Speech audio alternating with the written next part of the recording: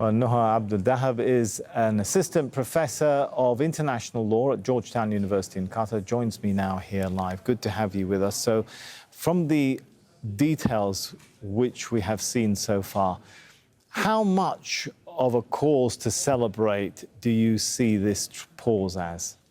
Well, look, I mean, any relief from the bombing, any sort of delivery of humanitarian aid is, of course, extremely welcome. But there are some serious problems, I think, with this temporary ceasefire. First of all, Israeli Prime Minister Netanyahu has made clear that the bombing will resume, the war will go on. And secondly, it's not really a political solution. I mean, sure, it may constitute a building block towards an actual political solution later on, and that would be ideal. But we've seen, given the statements made by high-level Israeli officials, that the intention is to inflict damage. It's not on accuracy. It's to eliminate everything. And the Israeli President Herzog himself said the entire nation of Palestinians is responsible. And so I think that it's been made clear that there's a policy of collective punishment. Brett McGurk, the top Middle East advisor to President Biden, said in his remarks related to the temporary agreement that, can't just give Hamas what it wants. It has to be conditioned on the release of hostages. And so conditioning aid on the release of hostages is not only wrong, it's actually illegal. Withholding aid in any armed conflict constitutes a war crime. And so there's a deliberate strategy to use the suffering of Palestinians who need this aid so desperately in order to pressure Hamas to release hostages. Do you see any chance of this developing further into something of a more permanent ceasefire? Well, that is certainly the hope. It's unclear to me what exactly Hamas's long-term endgame here is.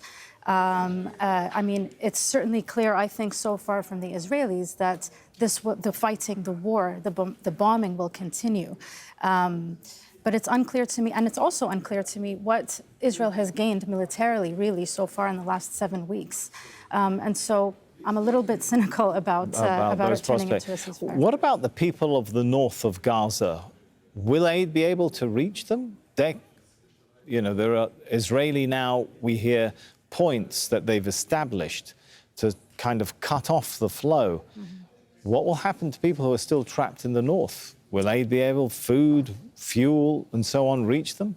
One of the clauses of the temporary agreement is the sort of to allow for movement along the Salah ad-Din road, which connects northern Gaza to the south. But is it one-way movement, which is what the media have reported? Right. Well, yes. It's only if you want to leave the north, but for those who might be unable to move, who don't have cars, who don't have petrol in cars, who may not be in a health condition to move, what happens to them? Well, this is the concern that, again, this humanitarian pause, or whatever you want to call it, may be weaponized to facilitate the continued forcible transfer of Palestinians, forcible displacement of Palestinians, and to constitute as an impediment to the effective delivery of humanitarian aid to Palestinians, whether they're in the north or the south.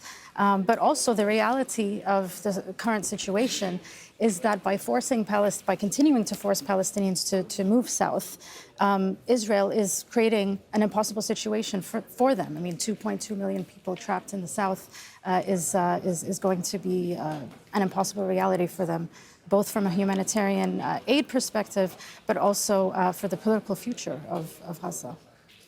So given all of that, what you said, what happens the day after the truce then? This just goes back to the destruction that we've been seeing, the carnage we've been seeing? Well, this is based on the statements made by the Israeli government. That will probably be the case. It will be interesting to see whether Hamas holds on to I believe it considers some of the Israeli individuals that it has held captive as soldiers. I don't know if this is entirely true, but in that case, they can then make the argument that these are prisoners of war, and under international law, it would be legitimate to keep them in captivity.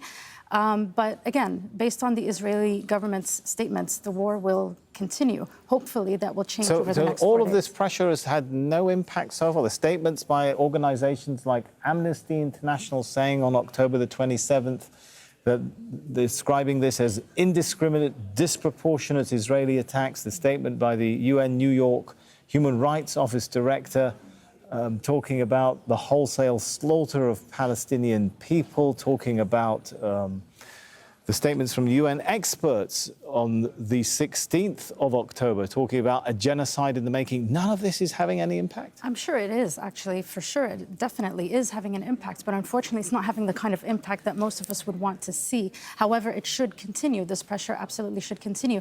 The International Commission of Jurists issued a very important legal briefer yesterday about genocidal intent and what this all means for the crime of genocide in the ongoing war. But they also said something really important.